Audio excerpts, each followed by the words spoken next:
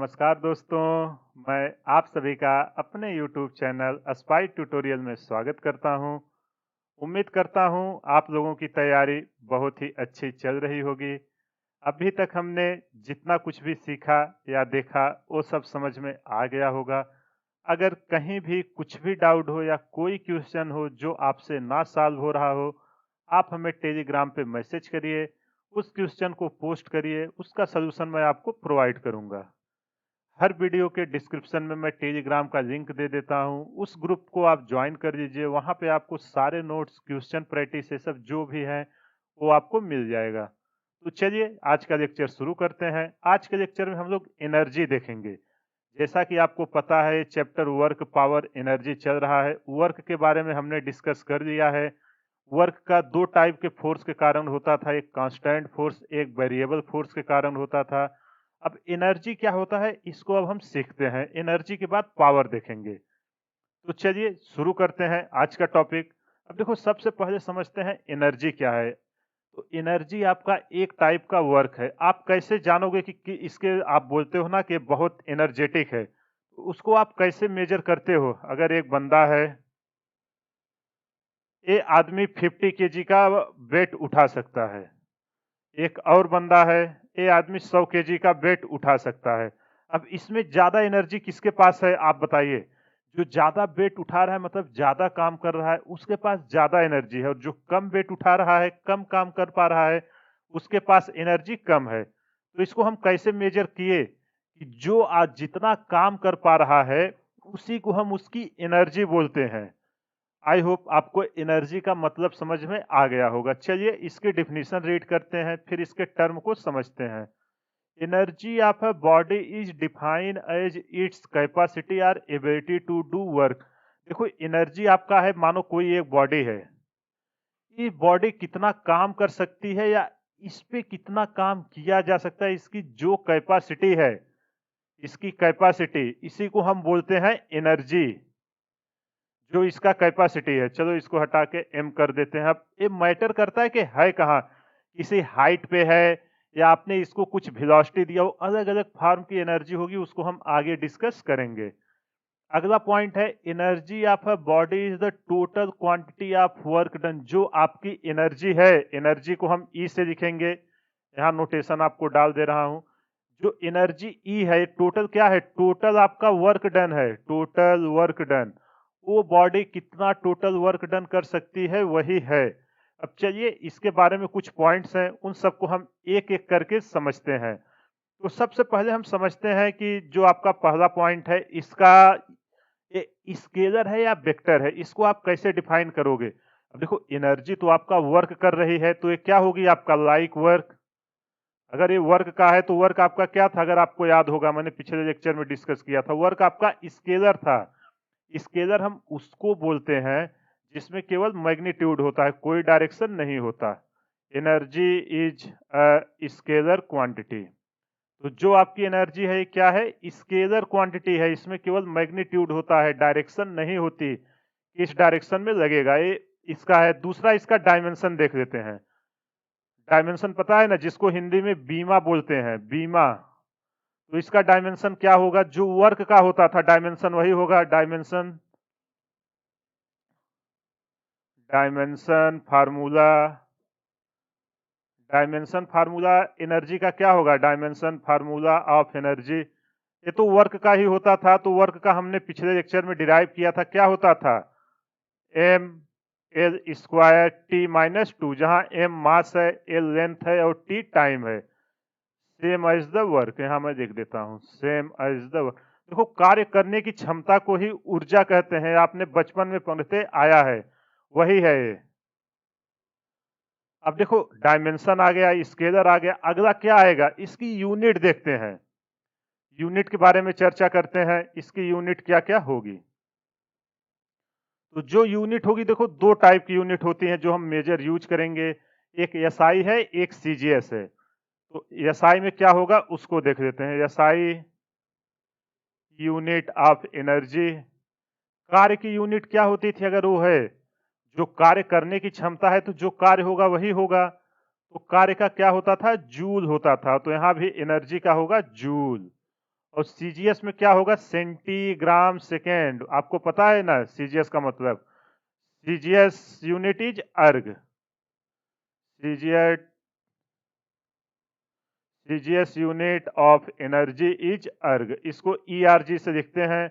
और एक जूल में कितना होता है? एक जूल में 10 के पावर 7 अर्ग होता है। ये पिछले लेक्चर में हमने डिटेल में डिस्कस किया था। देखो अगर आप यहाँ से देखो, आपको मैं रिकमेंड करूंगा कि स्टार्टिंग से देखिए, और इस लेवल का आपको कॉन्सेप्ट प्रोवाइड कर रहा हूं ना, आप कोई भी एग्जाम दे रहे हो सारा आपका क्लियर हो जाएगा। चलो इसके कुछ और फॉर्म होते हैं, आपने देखा होगा इलेक्ट्रॉन वोल्ट, किलोवाट, ये सब क्या होता है एक बार उसके बारे में डिस्कस कर देते हैं, क्योंकि अब एनर्जी की बात चालू हो रही है। पूरा चैप्टर यही चलेगा। Some other units of work or energy. Work और एनर्जी की सेम होती है यूनिट। तो देखो मैं यहाँ एक टेबल बना देता हूं। ये रही आपकी यूनिट, इधर रहा आपका सिंबल कि कौन सी यूनिट आएगी उसको किस सिंबल से लिखते हैं, और इधर रही वैल्यू इन एसआई। एसआई में उसकी वैल्यू लिखेंगे, और आपको जिसमें पूछे हो तो आप कन्वर्ट करना जानते ही हो। तो चलो लिखते हैं। पहला जो आएगा आपका, पहला है अर्ग। अर्ग को सिंबल में क्या लिखेंगे? ईआरजी ही लिखते हैं सिंबल। और इसकी एसआई वैल्यू कितनी होती है जूल में? 10 के पावर -7 जूल। एक ये आपको समझ में आ गया होगा। चलिए दूसरा है इलेक्ट्रॉन वोल्ट। सेकेंड पार्ट है आपका इलेक्ट्रॉन वोल्ट। ये भी इसकी एक यूनिट होती है। जब आप मॉडर्न फिजिक्स पढ़ोगे वहां पे इसकी डिस्कस करेंगे। इसको लिखते हैं स्मॉल ई और कैपिटल भी। इसकी वैल्यू होती है 1.6 इंटू 10 के पावर -19 जूल। देखो ये सब बहुत ही इंपॉर्टेंट है, इसको आप याद रखना। क्वेश्चन में आएगा, आपको एसआई में कन्वर्ट करना पड़ेगा अगर वेलोसिटी और ये सब उसमें दिया रहेगा। फिर एक आता है कैलोरी। ये सब की डिफिनीशन आगे पूरा जैसे जैसे चैप्टर में यूज होगा वहां डिस्कशन करेंगे। जैसे पिछली बार 1 जूल का डिस्कस किए थे कि 1 न्यूटन के फोर्स को अगर 1 मीटर डिस्प्लेसमेंट करे तो जो वर्क डन होता है उसको 1 जूल बोलते हैं। ऐसे ये सब सारा जैसे जैसे आगे आएगा ना, सबका डिफिनीशन है। आप खुद से भी इसको लिख सकते हैं। इसकी वैल्यू होगी 4.186 जूल। फिर इसी तरह एक और है जो कॉमन यूनिट है, अक्सर यूज होती है, kilowatt hour. KILO, kilowatt hour. ये बहुत ज्यादा यूज होगी इस चैप्टर में, जिसको लिखते हैं KWH। इसकी वैल्यू होती है 3.6 इंटू 10 के power -19 joule. 1 kilowatt hour. I hope आपको ये चीजें समझ में आ गई होंगी। अगर कहीं भी कुछ भी डाउट है तो आप कमेंट करके बताइए, आपको उसका सॉल्यूशन जरूर मिलेगा। और ये सब कॉन्सेप्ट नहीं समझ में आ रहे हैं, आप वीडियो को पॉज करिए, एक बार फिर से देखिए, सारा कॉन्सेप्ट आपका क्लियर हो जाएगा। देखो पेशेंस के साथ पूरा लेक्चर अटेंड करना, तभी आपको समझ में आएगा। नहीं तो आप अगर स्किप कर करके देखोगे तो कुछ नहीं समझ पाओगे। अब चलो टाइप्स ऑफ एनर्जी देख लेते हैं कि मैक्सिमम कितने कितने टाइप की एनर्जी होती है जो अपने सिलेबस में है, और किसका कब कब हम डिस्कस करेंगे। तो देखो एनर्जी जो होती है किस किस फॉर्म में होती है। एक तो आपकी होती है मैकेनिकल एनर्जी, जिसको हम अपना ये जो चैप्टर चल रहा है वर्क पावर एनर्जी में, इसमें हम मैकेनिकल एनर्जी के बारे में डिस्कस करेंगे। इसके बाद अगला है हीट एनर्जी। जब थर्मोडायनेमिक्स आएगा ना, वहां हीट के कारण जो वर्क डन होगा वहां पे पूरा हीट एनर्जी की बात होगी, एनर्जी की। फिर अगला आएगा आपका जो है वो है लाइट एनर्जी। जब हम लाइट एंड इंटरफेरेंस चैप्टर पढ़ेंगे तो वहां पूरा इसकी बात करेंगे कि लाइट एनर्जी क्या है, कैसे आती है, इससे कैसे हम वर्क करते हैं, जितने भी आपके इक्विपमेंट इंस्ट्रूमेंट ये सब चल रहे हैं। अगला है आपका साउंड एनर्जी, जो आपके चैप्टर में सब टाइप के एनर्जी का यूज होगा जब आएगा अलग अलग चैप्टर। तो ये सब तो हम आगे करने वाले हैं, heat energy, light energy, sound energy, जैसे जैसे चैप्टर आगे जाएगा। अभी हम केवल करने वाले हैं क्या? अभी हम केवल करने वाले हैं मैकेनिकल एनर्जी के बारे में। मैकेनिकल एनर्जी इसी के बारे में भी डिस्कस करेंगे। तो मैकेनिकल एनर्जी का बेसिकली जो आपका होता है दो पार्ट। एक होता है आपका काइनेटिक एनर्जी, कि किसी पार्टिकल के मोशन के कारण जो आती है, वर्क डन किया जाता है। मानो आपने एक हथौड़ा मारा, अब हथौड़ा मोशन में आ गया, नीचे आप कुछ रखे हो, टूट जाता है, तो उस पे किसने काम किया? उस पे हथौड़े ने काम किया। तो इस टाइप की एनर्जी को बोलते हैं काइनेटिक एनर्जी, जब किसी पार्टिकल के मोशन के द्वारा काम हो। दूसरा वो है आपका पोटेंशियल एनर्जी। देखो, आप बिल्कुल टेंशन मत लीजिए, ये सब जब आएगा आगे, जैसे जैसे एकदम डिटेल में सबका डेरिवेशन, सबके जितने सब टाइप होंगे, सारा एक एक करके डिस्कस करेंगे। इस चैप्टर में हम यही दो टाइप का डिस्कशन करने वाले हैं, काइनेटिक एनर्जी और पोटेंशियल एनर्जी। पोटेंशियल एनर्जी जो आपका स्थितिज ऊर्जा होती है, और इसको हिंदी में गतिज ऊर्जा बोलते हैं। आई होप आपको ये सब चीजें समझ में आ गई होंगी। एनर्जी क्या है, एनर्जी की यूनिट क्या है, डायमेंशंस क्या है, और इसके बाद कितने टाइप की एनर्जी है, और हम इस चैप्टर में क्या स्टडी करने वाले हैं। तो चलिए अब देखते हैं काइनेटिक एनर्जी।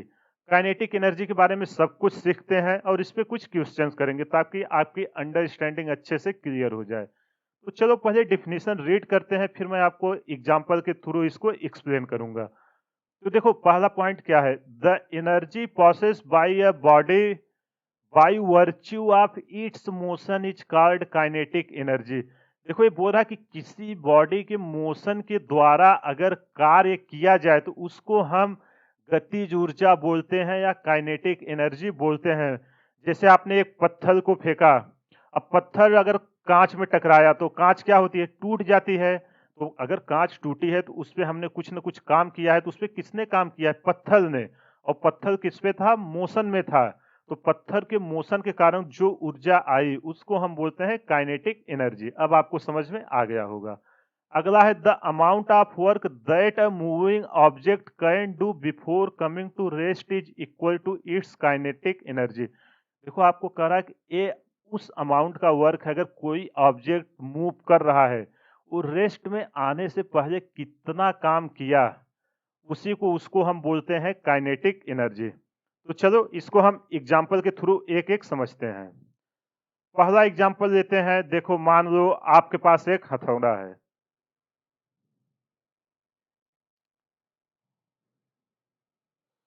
कुछ इस तरीके से आपके पास हथौड़ा है। अब आपने इसको मारा, यहाँ पे कुछ पत्थर ये रखा हुआ है। जब इसको हथौड़े को हैमर है, जब हैमर को इस पे मारोगे तो क्या होगा? जब हैमर को इस पे मारोगे तो ये इसको ब्रेक कर देगा। यहां से क्या हम इसको देंगे? यहाँ एक आदमी है जो इसको पकड़ के रखा हुआ है। जब इसको इधर मूव कराएगा हाथ से, तो हैमर किस में आ जाएगा? आपको मोशन में आ जाएगा। तो हैमर की मोशन के कारण ये क्या होगा आपका? ये मान लो मिरर है, तो जैसे ही इस पे लगेगा तो क्या होगा? मिरर आपका ब्रेक हो जाएगा। तो हैमर के मोशन के कारण जो मिरर आपकी ब्रेक हुई है, जो वर्क डन किया गया, उसी को हम काइनेटिक एनर्जी बोलेंगे। इसका मूविंग हैमर ड्राइव्स, अगर आप देखो आपके अंगूठे पर कभी हथौड़ा मारो तो आपका तब आप फील करते होंगे कि चोट कैसे लगी। तो चोट आपका हथौड़े के मोशन के कारण ही लगा है। अगला देख लेते हैं, इसके कुछ और एग्जांपल्स हैं। अगला है जैसे a bullet fired from a gun. देखो, बुलेट बनाते हैं, एक गन बनाते हैं। देखो यार, डायग्राम उतनी अच्छी नहीं है, आप समझ लेना। यहां से एक बुलेट हम फायर किए। अब bullet fired from a gun can fire a target due to, अब यहां से गोली निकली। अब यहां पे आपको टारगेट कोई आदमी है, इसको ये मार रहा है, तो ये जब गोली आके इसको टकराएगी तो ये क्या, कौन से वर्क, कौन सी एनर्जी इस पे है? इस पे जो एनर्जी आके मारेगी इसको, तो इसी को हम बोलते हैं काइनेटिक एनर्जी। एक गोली की मोशन के कारण इसके अंदर जितना जाएगा, जिससे आदमी को चोट लगेगी, वो आपका काइनेटिक एनर्जी ही कन्वर्ट उसका होगा। आई होप आपको एग्जांपल समझ में आ गया होगा। एक और एग्जांपल लेके आपको दिखाते हैं।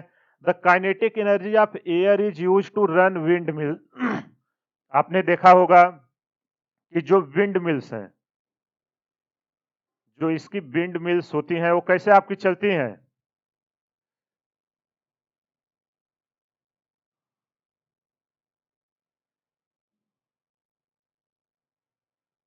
कुछ इस तरीके से आपकी विंड मिल रहती है। 1 मिनट इसको फिर से बना देते हैं।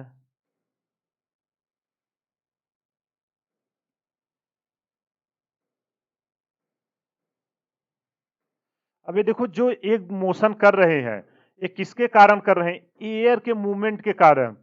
एयर मूवमेंट के कारण ये आपकी जो विंड मिल है ये मोशन कर रही है। तो एयर में कौन सी एनर्जी आई है? एयर में आपका काइनेटिक एनर्जी आया है।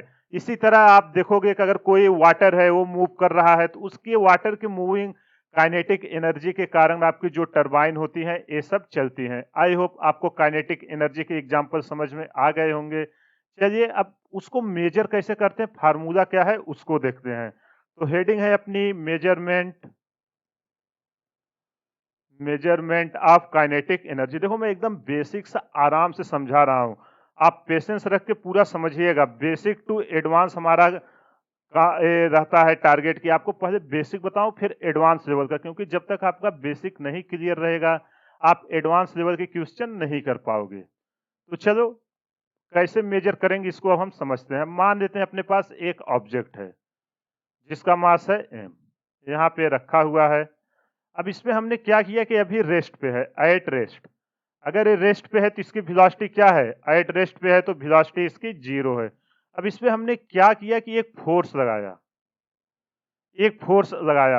अब जैसे ही इस पे फोर्स लगाओगे क्या होगा? एक मोशन करना चालू कर देगा। मोशन करेगा कि नहीं? अब मान लेते हैं मोशन करते करते पॉइंट ए है आपका, पॉइंट बी पे आ गया। देखो आप डायग्राम अच्छे से बना देना, मेरा तो उतना अच्छा डायग्राम है नहीं, बस आपको एक्सप्लेन करने के लिए बता रहा हूं। अब जब ए से बी पे गया तो इसने कुछ ना कुछ वेलोसिटी अटेंड कर दी। देखो जब हम फोर्स लगाएंगे तो ये कोई ना कोई वेलोसिटी अटेंड करेगा कि नहीं, उस वेलोसिटी से मूवमेंट करना चालू करेगा। अभी वेलोसिटी 0 है, लेकिन जब फोर्स कंटिन्यू लग रहा है तो इस पे एक वेलोसिटी आ जाएगा और एक एक्सेलरेशन भी रहेगा जब फोर्स आया है। ये कोई कंडीशन होगी, मान लेते हैं यहां तक जाने में कितना डिस्प्लेसमेंट तय किया, एस वेक्टर। अब आपसे पूछ रहा है कि फाइंड वर्क डन। आपको वर्क डन मेजर करना है, आप कैसे करोगे? वर्क डन आपको मेजर करना है, ये आपका टारगेट है। एक फिर से आप समझ लीजिए अपने, देखो नोट्स खुद से बनाइए, मैं तो शेयर कर देता हूं, आप वहां से डाउनलोड कर दीजिए, लेकिन आप अपने लैंग्वेज में बनाएंगे तो आपको अच्छे से समझ में आएगी। एक ऑब्जेक्ट है जिसका मास m है, ये रेस्ट पे रखा हुआ है। इस पे फिर हमने एक F न्यूटन का फोर्स लगाया।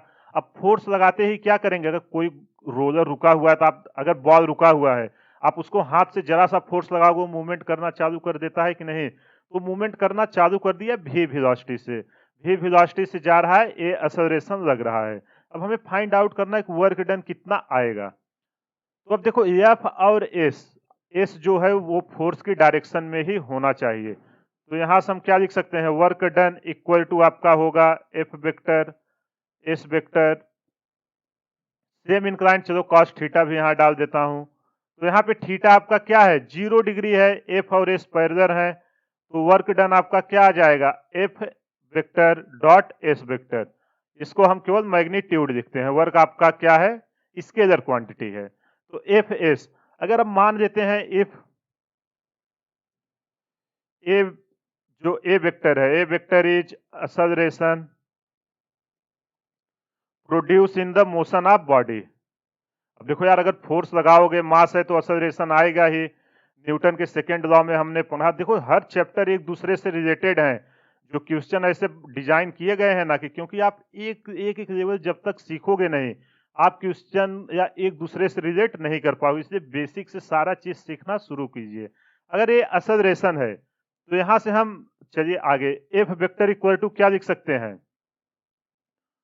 न्यूटन के सेकेंड लॉ से F vector equal to M A vector लिख सकते हैं कि नहीं? कोई नहीं, एम को हमने कैपिटल लिया है ना, चलो स्मॉल कर देता हूं ताकि आपको कोई कंफ्यूजन ना हो। हमेशा हम लोगों ने स्मॉल करते आया, इसलिए इसको भी स्मॉल में रखते हैं। तो F vector equal to M vector into A vector, यहां तक किसी को कोई दिक्कत नहीं होगा। अब डब्ल्यू इक्वल टू क्या है आपका? F S. तो यहां से W equal to F vector dot S vector है, तो हम एफ की वैल्यू पुट करते हैं तो क्या आएगा? एम ए एस, केवल हम मैग्नीट्यूड पुट कर रहे हैं। अब इक्वेशन ऑफ मोशन लगाते हैं। इक्वेशन ऑफ मोशन, इक्वेशन के ऑफ मोशन के कितने इक्वेशन थे? 3 थे। यहाँ मैं तीनों लिख देता हूँ एक बार फिर से। v equal to U plus A T, एक था आपका s equal to U T plus half A T square. ये सब का देखो हमने पूरा डिटेल में, आप जब मोशन इन प्लेन आप देखोगे ना, मोशन इन स्ट्रेट लाइन, वहां हमने एकदम डिटेल में डिस्कस किया हुआ है। ये सब के नोटेशन क्या है। यहाँ जैसे v आपका फाइनल वेलोसिटी है, यहाँ एक बार मैं आपको रिकॉल करा देता हूँ, नहीं तो आप लोग कंफ्यूज होंगे जो फर्स्ट टाइम इसको देख रहे हैं। देखो यार, सारी चीज सीख के तभी आइए यहाँ देखने। तो v है आपका फाइनल वेलोसिटी, v आपका फाइनल वेलोसिटी है, और u है आपका इनिशियल वेलोसिटी, t है टाइम, और s है डिस्प्लेसमेंट। तो आई होप आपको ये समझ में आ गया होगा। तो इसमें से हम कौन सा मोशन लगा सकते हैं, हमें क्या क्या दिया हुआ है। हमें initial velocity u equal to क्या दी है, 0 दी है, और फाइनल वेलोसिटी क्या है, v final equal to v, और यहाँ आपका u इनिशियल 0 है, और a भी पता है, s भी पता है। तो यहाँ से हम नहीं निकाल सकते कि s की वैल्यू क्या होगी, क्योंकि हमें यहाँ इक्वेशन, इसको मैं 1 बोल देता हूँ, यहाँ पे हमें 1 में s की वैल्यू पुट करनी है। तो चलो, v square minus U square equal to 2as। देखो इसका डेरिवेशन एग्जाम में जो लोग आपका प्रिपरेशन कर रहे हो बोर्ड में, ये सब आता है, तो ध्यान से इसको कर देना कि कैसे हम प्रूफ करते हैं। इक्वल टू 2as, यहाँ से हमें a की वैल्यू चाहिए, तो a इक्वल s की वैल्यू चाहिए यहाँ। तो s इक्वल टू हम क्या लिखेंगे, s equal to v square, 2a का मल्टीप्लाई है तो 2a क्या हो जाएगा, सॉरी हम a की वैल्यू पुट करते हैं, a का करेंगे तो इजीली कट जाएगा। चलो a का करो या v का, एक ही मतलब पड़ने वाला है, a का ही कर देते हैं, अक्सर असोसिएशन का कर रहे हैं। a equal to v square by 2s। ये आपको समझ में आ गया होगा, इस पे हमने बहुत क्वेश्चन किए हुए हैं। अब यहाँ लिखते हैं put value of a in equation 1। Equation 1 में आप a की वैल्यू पुट करेंगे। जब a की वैल्यू पुट करेंगे, work done W equal to m, a का कितना आया है, v square divided by 2s into s। तो यहाँ से s आपका कैंसिल हो गया, ये कितना निकल के आया, हाफ mv स्क्वायर, जो आप बचपन से रटते आ रहे हो। तो आता कैसे है, कैसे प्रूफ करेंगे, यहाँ से आप देख लीजिए। तो जो वर्क डन निकल के आया है 1/2 mv स्क्वायर। अब इसी को हम क्या बोलते हैं, अब देखो यार, this work done appears in kinetic energy, जो कार्य करने की क्षमता है, this work done appears in kinetic energy, appears in kinetic energy. तो काइनेटिक जो कार्य करने की क्षमता है उसी को हम ऊर्जा कहते हैं, और काइनेटिक एनर्जी को हम रिप्रेजेंट करेंगे के से। यहाँ है ना काइनेटिक एनर्जी, यहाँ नोटेशन डाल देता हूं। तो k इक्वल टू हम क्या लिख सकते हैं, k equal to half mv square. अब देखो इस पे बहुत सारे क्वेश्चन आते हैं एग्जाम में, कि अगर हम v को चेंज करें तो काइनेटिक एनर्जी पे क्या आएगा, m को चेंज करें तो क्या इफेक्ट आएगा। ये सब एग्जाम में बहुत बार पूछा जाता है। तो आप इसको जो भी पूछे, v डबल करे आधा करे, यहाँ वैल्यू रख के हम चेक कर देंगे। अभी इस पे क्वेश्चन करेंगे, आपकी अंडरस्टैंडिंग एकदम अच्छे से क्लियर हो जाएगी। चलो, ये तो हमने काइनेमेट इक्वेशन ऑफ स्ट्रेट लाइन से इसको सॉल्व किया है। इसी को हम कैलकुलस मेथड से सॉल्व करते हैं। अल्टर ऑप्शन है फ्रॉम कैलकुलस मेथड, सेम आपका आएगा कैलकुलस मेथड। अगर देखो आपने डिफरेंशिएशन, इंटीग्रेशन वो सब नहीं देखा है, मैंने मैथमेटिकल टूल के प्ले लिस्ट में वो सब वीडियो डाले हुए हैं आपके कैलकुलस के, जिसमें आपका लिमिट, ग्राफ, इंटीग्रेशन, डिफरेंशिएशन, ये सब तो एकदम मोस्ट इंपॉर्टेंट है, इसको आप देख के रखिए। लेकिन मैं तो आपको बोलूंगा कि आप 15 से 16 लेक्चर है उसको सारा देखो, एक बार वो देख लोगे ना, जो आपका मैथ का डर है और फिजिक्स जिसके लिए टफ लगती है, यार एक बार अगर आपका वो क्लियर हो गया ना, फिजिक्स आप देखोगे बहुत इजी लगेगी। फिजिक्स जैसा इजी सब्जेक्ट कोई नहीं है। इसलिए डर लगता है कि लोगों इसको बेसिक्स ही नहीं क्लियर रहता है। जितना आप दैनिक जीवन में चीजें देख रहे हो ना, सारी फिजिक्स है, बस एक बार आप उसे समझ जाओ। तो चलो मान लेते हैं जो अपना स्मॉल अमाउंट ऑफ वर्क हो रहा था, उसके मूवमेंट में F vector dot D S vector होता है, एफ डी एस। ये हमने ग्राफिकल मेथड में देखा था कैसे आता था ना। तो यहाँ थीटा इक्वल टू कितना है आपका, 0 है। एफ इक्वल टू क्या था अपना, F equal to M A था। तो एफ की हम वैल्यू पुट करते हैं, डी डब्ल्यू इक्वल टू क्या आएगा, M A into D S. किसी को कोई प्रॉब्लम हो बोलो। अब देखो यहां से हम एक्सेलरेशन इक्वल टू क्या लिख सकते हैं, change in velocity divided by change in time होता था कि नहीं, तो उसी को हम यहां पुट करेंगे, D W equal to M D V by D T into D S. अब देखो डी डब्ल्यू इक्वल टू, हम इसको थोड़ा सा अरेंज करते हैं, डी एस को इधर लाते हैं, M D S by D T into D V. अब यहां से आप देखो D S by D T आपका क्या होता था, D S by D T तो आपका वेलोसिटी होता था। मैं क्यों ऐसा सब कर रहा हूं कि हमें काइनेटिक एनर्जी वेलोसिटी के टर्म में चाहिए, इसलिए मास तो कांस्टेंट है, हम वेलोसिटी को भी यहां लाएंगे तभी तो डी भी आएगा, हम डिफरेंट इंटीग्रेशन करेंगे तो डी भी इक्वल टू एम भी डी भी।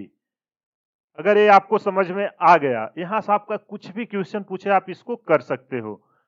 चलिए आगे अब इसका हम इंटीग्रेशन करते हैं। इंटीग्रेशन कैसे करेंगे, डी डब्ल्यू इक्वल टू, मास तो आपका कांस्टेंट है, मास को चलो मास को भी अंदर ही रखते हैं, एम भी डी भी। और वेलोसिटी कहां से कहां तक जा रही है, इनिशियल वेलोसिटी 0 से शुरू की, फाइनल वेलोसिटी भी हो जा रही है। तो डी डब्ल्यू का करेंगे डब्ल्यू, जब इधर करेंगे एम तो कॉमन आ जाएगा, भी डी भी का करेंगे, आपको पता है ना ये भी आपका वेरिएबल है, तो v के पावर 1 है तो v के पावर 2 हो जाएगी और 2 आपका नीचे आ जाएगा और लिमिट कहां से कहां तक जाएगी, 0 से v तक। तो इसको पुट कर देते हैं, w equal to M by 2 बाहर ले देते हैं, v स्क्वायर माइनस 0, जब यहां से निकालेंगे हाफ एम वी स्क्वायर। तो चाहे आप कैलकुलस मेथड से करो, चाहे आप ट्रेडिशनल मेथड जो इक्वेशन ऑफ मोशन से किया, सबका आंसर सेम ही आएगा। यहाँ ये जो वर्क डन है किसके बराबर है, काइनेटिक एनर्जी के। तो काइनेटिक एनर्जी आपका निकल के आई K equal to half M V square. तो कितना इजीली हमने इस क्वेश्चन को सॉल्व कर दिया। इस क्वेश्चन में कुछ भी नहीं था, बस अगर आपको इंटीग्रेशन आता है और अगर आपने जो एक्सेलरेशन, वेलोसिटी, काइनेमेटिक्स, देखो यार ये जो न्यूटन लॉ ऑफ मोशन और फ्रिक्शन तक हमने देखा है वो सब आपको एकदम अच्छे से आना चाहिए। आगे जितना भी आएगा ना सब उसी का एप्लीकेशन आता जाएगा। तो जो हमने यूनिट एंड मेजरमेंट से लेके फ्रिक्शन तक रीड किया है, फ्रिक्शन नहीं करोगे चाहिए लेकिन न्यूटन लॉ ऑफ मोशन तक तो सारी चीजें कवर होनी चाहिए, उन सब का एप्लीकेशन आपको पूरे फिजिक्स में आएगा। आई होप आपको ये डेरिवेशन समझ में आ गया होगा कि कैसे हमने प्रूफ किया। देखो मैंने इसलिए प्रूफ किया है ना, एडवांस में बहुत बार इस पे क्वेश्चन पूछ लिए जाते हैं और जो लोग बोर्ड की तैयारी कर रहे हैं उनके लिए बोर्ड में कई बार प्रूफ करने के लिए आता है 5 नंबर का, इसलिए मैं ये सब पूरा बता रहा हूं। अगर आपको डेरिवेशन नहीं पता रहेगा तो अगर एग्जाम में जरा सा घुमा दिया ना तो आप नहीं कर पाओगे कॉन्सेप्ट। अब जैसे यहाँ मानो भी मैंने 0 रखा है, अगर ये v इक्वल टू कुछ और देके करे, मानो v इक्वल टू 5 से लेके 6 तक में कितना चेंज हुआ, v इक्वल टू 5 to 6 रख देना वही आएगा। इसको अभी देखोगे हम आगे वर्क एनर्जी थ्योरम करेंगे ना, वहां पूरा आएगा relation between kinetic energy and linear momentum. देखो इन दोनों में भी यार बहुत बार क्वेश्चन आए हुए हैं, ऑब्जेक्टिव क्वेश्चन, कि आपका काइनेटिक एनर्जी और लीनियर मोमेंटम में क्या रिलेशंस है, क्योंकि P इक्वल टू एम भी होता है वो हाफ एम भी स्क्वायर होता है, तो इसीलिए तो यहाँ लीनियर मोमेंटम मैंने न्यूटन लॉ ऑफ मोशन में डिस्कस किया था जिसको संवेग बोलते थे। तो linear momentum P equal to क्या आएगा, एम भी। यहाँ तक किसी को कोई दिक्कत है तो बोलो। और काइनेटिक एनर्जी हमने अब भी निकाला, क्या आया है, हाफ एम भी स्क्वायर। अब देखो इसको मैं रीअरेंज करता हूँ, यहां से मैं m का ऊपर नीचे मल्टीप्लाई करता हूं 2m, तो यहाँ क्या आ जाएगा, m into M square into V square. इसको और अरेंज करूंगा, हाफ इंटू एम भी का होल स्क्वायर। अब आप ध्यान से देखो P इक्वल टू क्या है, m भी है, तो यहां से मैं K equal to P square by 2m लिख सकता हूं कि नहीं। तो यही है आपका K और m में रिलेशन, जहां m आपका मास है, P है आपका लीनियर मोमेंटम और K है आपका काइनेटिक एनर्जी। अगर उसमें पूछे क्या रिलेशन है तो अगर K P पे कैसे डिपेंड करता है, अगर मास कांस्टेंट है तो K directly proportional P square, या तो अगर P इक्वल टू पूछे तो P इक्वल टू √2m। आप देखोगे कम से कम इतनी बार इस पे प्रीवियस ईयर क्वेश्चन आए हैं ना, जो स्टेट के इंजीनियरिंग एग्जाम्स होते हैं उन सब पे, तो जैसे UPTU हुआ, ये सब तो इसमें भर भर के क्वेश्चन देते हैं, जो भी स्टेट के इंजीनियरिंग एग्जाम ये सब होते हैं। आई होप आपको ये चीजें समझ में आ गई होंगी। अगर कुछ भी डाउट हो या कुछ भी प्रॉब्लम हो तो आप कमेंट करके बताइए, मैं आपको उसका जरूर एक्सप्लेन करूंगा। चलिए, ये हो गया। आप इसमें कुछ क्वेश्चंस करते हैं ताकि आपकी अंडरस्टैंडिंग अच्छे से आ जाए। चलो, पहला क्वेश्चन लेते हैं। एक बहुत ही अच्छा क्वेश्चन है जो हमने अभी डिस्कस किया, उसका एप्लीकेशन देखेंगे। आप देखोगे पीवाईक्यू में सेम इसी रिलेटेड क्वेश्चन आए हुए हैं। तो चलो इसको पहले रीड करते हैं। A body of mass 5 kg initially at rest. देखो एक 5 kg का कोई बॉडी है। देखो जो क्वेश्चन दिया है ना यार, आप उसको विजुलाइज करना सीखिए। रेस्ट में है तो v इक्वल टू क्या है, 0 है। क्यों है? क्योंकि रेस्ट में है। Subjected to a force of 20 newton. इस पे एक 20 न्यूटन का फोर्स लगा दिया गया है। जब 20 न्यूटन का फोर्स लगा है, फिर आपसे पूछ रहा है what is the kinetic energy acquired by the body at the end of 10 second. आपसे पूछ रहा है कि 10 सेकेंड बाद इसकी कितनी एनर्जी होगी, काइनेटिक एनर्जी, वो आपसे पूछ रहा है। तो वेलोसिटी 10 सेकेंड बाद कितनी होगी, पहले आपको वो निकालना है। क्योंकि आपको देखो ये सब दिया है, क्यों? एक्सेलरेशन निकाल के आपको वेलोसिटी निकालने की। देखो आप कैसे सोचोगे वो मैं आपको डेवलप कर रहा हूं। तो जो जो दिया है उसको लिख लेते हैं। m इक्वल टू 5 kg,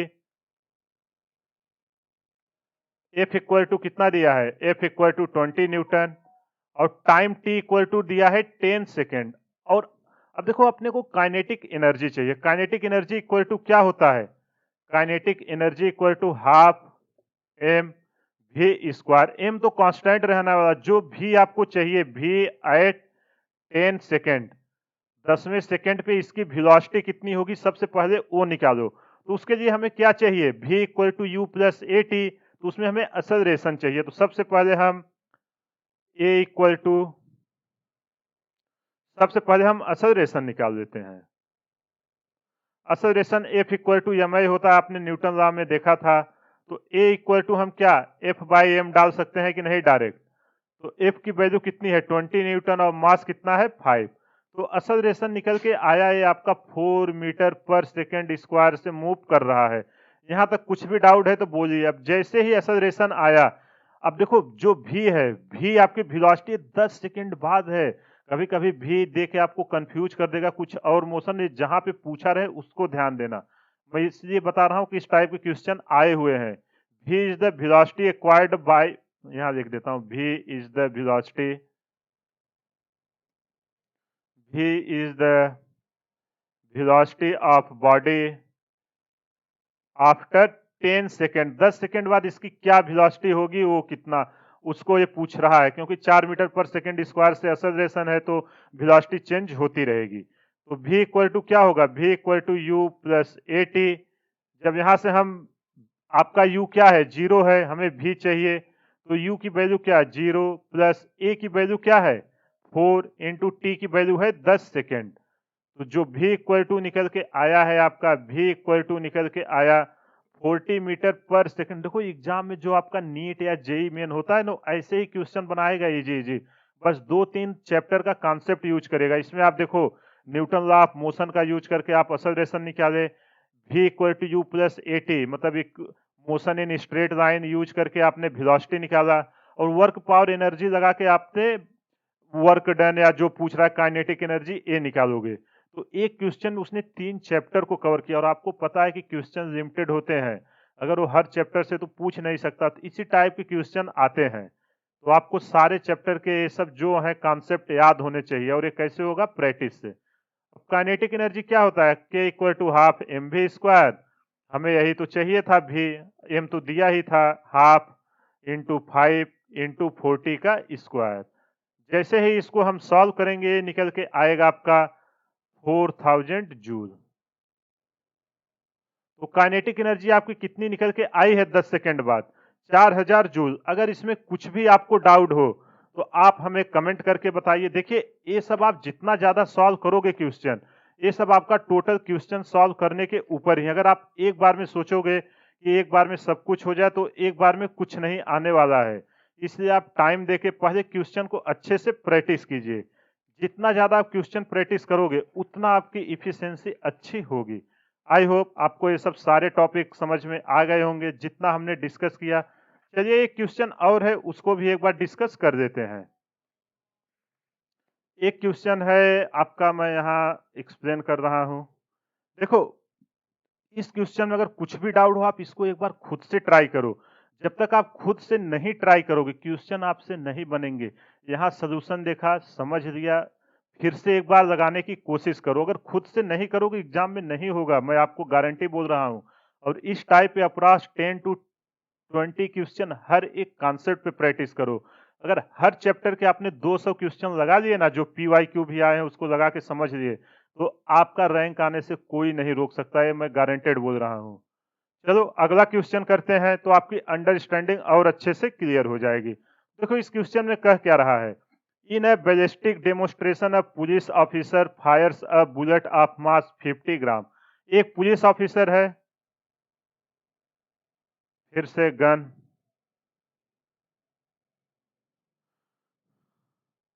यहां से एक बुलेट फायर करता है, और जब बुलेट फायर करेगा तो बुलेट यहां से निकली। और बुलेट का मास कितना है, 50 ग्राम है। वो जी मत समझना 50 ग्राम इसलिए लिख दे रहा हूं। With 200 metre per second on spot of plywood of thickness 20 metre. जो इसकी वेलोसिटी है वो कितनी है, 200 मीटर पर सेकेंड से जा रहा है। ऑन शार्प प्लाईवुड, एक प्लाईवुड पे जाके टकराता है। इसकी थिकनेस कितनी दी है, मोटाई 2.0 सेंटीमीटर। देखो सारे यूनिट अलग अलग में दिए हुए हैं, तो सबसे पहले CGS में है, आप MKS में कर देना, क्योंकि दोनों का मिक्सअप दिया है, नहीं तो आप क्वेश्चन में गलती कर जाओगे। फिर आपसे बोल रहा है the bullet emerges with only 10% of its initial kinetic energy. जो यहाँ पे इसकी काइनेटिक एनर्जी थी उसका केवल 10% ही खर्च हुआ इसमें अंदर जाने में।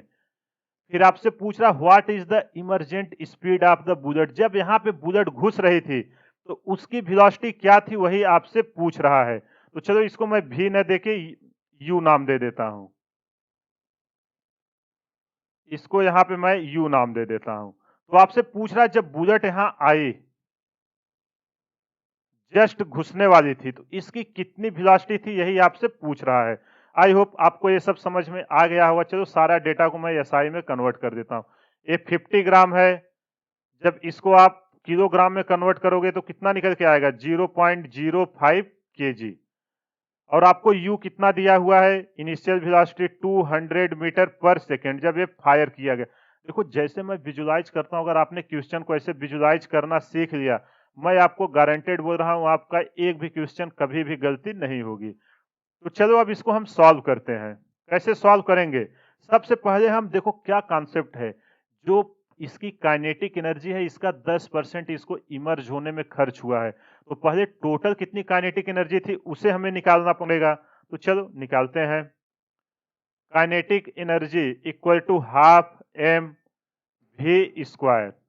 वी की वैल्यू यहाँ कितनी है, यू, तो हाफ एम की वैल्यू कितनी है, 0.05, और कितने स्पीड से जा रहा था, 200 मीटर पर सेकेंड स्क्वायर से, 200 का स्क्वायर। तो काइनेटिक एनर्जी आपकी कितनी निकल के आएगी, जो इनिशियल थी, यहां मैं लिख देता हूं नहीं तो आप कंफ्यूज हो गए।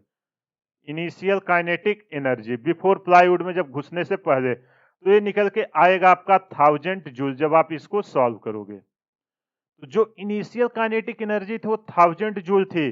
फाइनल काइनेटिक एनर्जी कितनी है, फाइनल काइनेटिक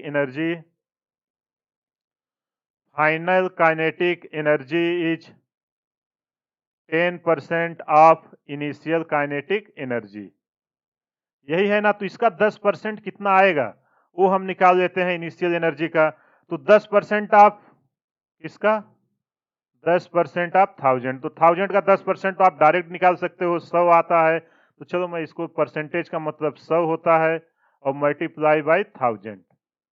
जब आप इसको सॉल्व करोगे तो जो आपकी फाइनल काइनेटिक एनर्जी निकल के आएगी, फाइनल काइनेटिक एनर्जी ये निकल के आएगी 100 जूल।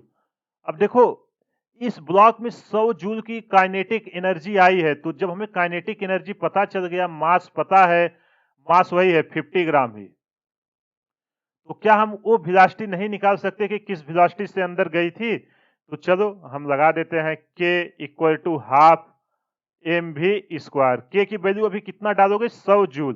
देखो एग्जाम में ऐसे ही क्वेश्चन आते हैं एक दूसरे से रिलेट करके। हाफ m की वैल्यू कितनी है? 0.05 इंटू वी स्क्वायर। तो यहाँ से जब हम v निकालेंगे, v equal to root over 100 दूना कितना हो जाएगा? 200 और डिवाइडेड बाई 0.05। जब आप इसको सॉल्व करोगे निकल के आएगा v equal to 63.2 metre per second. जब ये यहां से घुस के बाहर आएगी, देखो soft plywood of thickness the bullet emerges with 10% only of its initial kinetic. ये इमरजेंट पूछ रहा है। देखो यहाँ पे तो यू ही आएगा। एक मिनट, यहाँ पे आपका यू आएगा और जब यहां से बाहर निकलेगी तो ए कितनी वेलोसिटी होगी वो आपसे पूछ रहा था। ए आपका भी है। जब इसके बाहर निकल के आएगी, किस वेलोसिटी से निकल के आएगी उसका आपने इजीली निकाल लिया।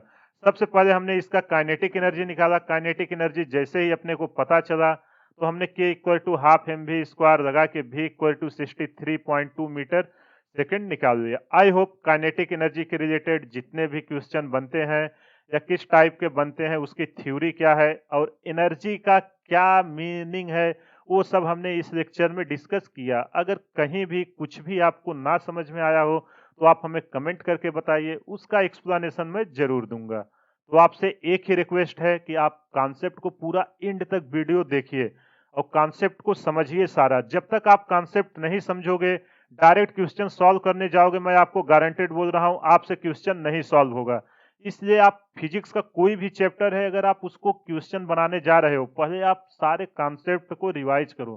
फार्मूला मत रटिए, अगर फार्मूला रटोगे तो आप भूल जाओगे। कॉन्सेप्ट पता रहेगा, आप इजीली कर दोगे। तो आई होप आपको ये चैप्टर समझ में आ गया। अगले चैप्टर में हम लोग वर्क एनर्जी थ्योरम के बारे में डिस्कस करेंगे। जैसे जैसे लेक्चर बीतता जाएगा आप देखोगे आपको वर्क पावर एनर्जी में कमांड आता जाएगा। यार इसमें कुछ है नहीं, जितना मैंने अभी तक हम लोगों ने सीखा है बस उसी का एप्लीकेशन है। आप पेशेंस के साथ पूरा वीडियो अटेंड करिए, मैं आपको गारंटी दे रहा हूँ फिजिक्स में आपकी रैंक आने से कोई नहीं रोक सकता। तो चलिए इसी के साथ आज का सेशन यहीं पे समाप्त करते हैं। अगर आप चैनल पर पहली बार आए हैं तो वीडियो को सब्सक्राइब करके बेल आइकन को ऑन कर दीजिए, ताकि मैं जैसे ही कोई वीडियो डालूं सबसे पहले नोटिफिकेशन आप तक जाए। और ये वीडियो आप उन लोगों तक शेयर करो जो लोग जेईई या नीट की प्रिपरेशन कर रहे हैं या जो पैसों के अभाव में अच्छी कोचिंग अफोर्ड नहीं कर सकते।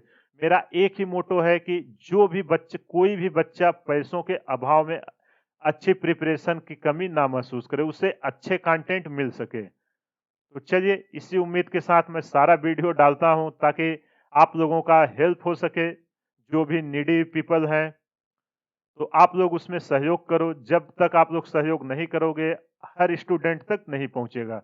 तो मेरा यही सपना है कि आप इसको हर स्टूडेंट तक पहुंचाइए और उसको बोलिए कि आप पहले 2-3 लेक्चर अटेंड करो, क्योंकि आप 1-2 वीडियो से नहीं जज कर सकते कोई भी चीज। जब 3-4 लेक्चर आप देखोगे तब आपको समझ में आएगा। और तुरंत देखो, अगर आपको हार्ड लग रहा है तो एग्जाम की रिक्वायरमेंट है, मतलब आपकी तैयारी में कमी है। क्वेश्चन तो आपका एग्जाम के रिक्वायरमेंट से ही आएगा। तो उसका एक ही सोल्यूशन है, आप अपने बेसिक्स स्ट्रांग करो। और जो फिजिक्स अभी 11th में है उनके लिए तो एकदम मैं बोल रहा हूँ कि आप पहले मैथमेटिकल टूल देख लेना, नहीं तो पूरा 2 साल आप परेशान रहोगे। क्योंकि यहाँ आप देख रहे होगे मैं डिफरेंशिएशन, इंटीग्रेशन सब कर रहा हूँ। अगर आपको पता ही नहीं है, और खासकर तो जो बायो वाले हैं उनके लिए तो एकदम मोस्ट इंपॉर्टेंट है, उनको कोई सिखाता भी नहीं। इसलिए मैंने उनके प्रॉब्लम के लिए ही वो सब सोल्यूशन वहां निकाले थे कि ताकि किसी को कोई प्रॉब्लम ना हो। तो जो भी लोग प्रिपरेशन कर रहे हैं उनको आप शेयर करिए। तो चलिए इसी के साथ आज का सेशन समाप्त करते हैं। हमारे चैनल को ज्यादा से ज्यादा शेयर करें, सब्सक्राइब करें व लाइक करें। Thank you.